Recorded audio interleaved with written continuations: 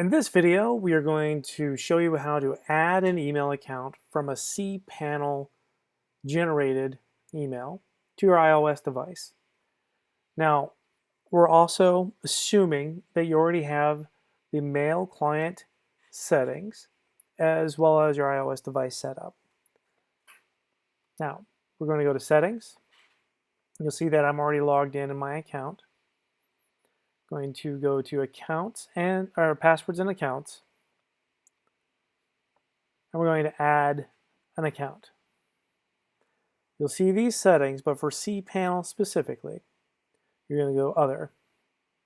We're going to add a mail account, and we're going to call this Video Example.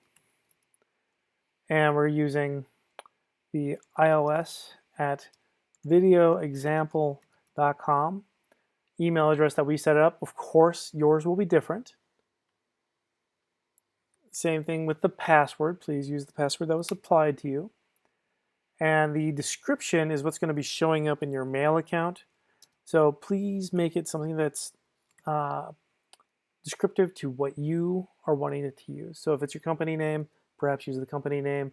If it's something personal or junk mail, etc., please use an appropriate description, and that's what it's going to show in your Mac mail. All right, so now I'm going to go to next. It'll be bringing us to the next screen, and it's going to give us an option of IMAP versus POP. Now, an IMAP account is simply a way to duplicate everything from one device to another. So if I have a desktop that is an IMAP account and I have my iPhone that's an IMAP account, it'll reference the server and it'll replicate 100% of the sent and received files. A POP account will only download what's available to the server to the account, and it will not replicate sent or received documents across different devices. All right, so with that ado, we're going to select IMAP, and we're going to do incoming and outgoing server settings. For our example here, because our domain is videoexample.com, we have it set up as mail.videoexample.com. You will be using whatever's appropriate or been supplied to you. And I'm going to paste it in its entirety. Now, if you had accidentally had a space or extra information before or after, it needs to be 100% accurate, so please remove that if you have. And I like to copy and paste in both spots because the incoming and outgoing are the exact same. Same thing with the username. It will be the full email address in both the incoming mail server and the outgoing mail server. And of course, the password is the same as well.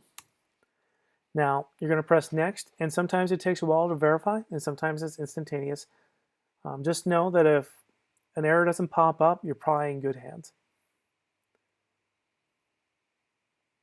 So I want it to apply to mail, press save. Account has been added. And now you'll see that video example, which is the description that we had deployed, is right here for our accounts.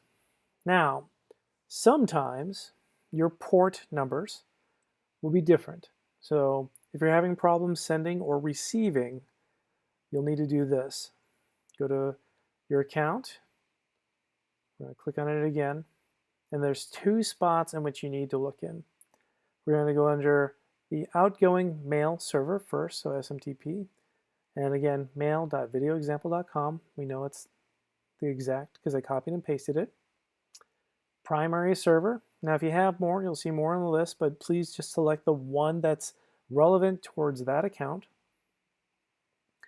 And we're going to see the settings. Now, we require SSL, and we require an authentication of password.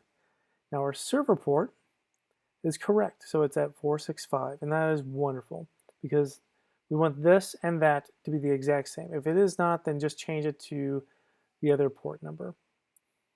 It's like 500 something, so you'll just have to look it up from your provider, but if it's different, more than likely it would have been supplied to you in an email similar to this information over here. All right, and then we're going to go back to our account, and we're going to see the advanced settings. And again, make sure that if Your deleted messages, if you don't want them removed after a given time, that you have those set up appropriately here. Since as an IMAP, it will delete them off your computer the same way. We're using SSL, the authentication is password, and the port is the same as the incoming port that was provided to us.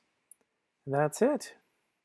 I hope that this has been informational and a value piece to you, and moving forward, you'll be able to check your email on your phone.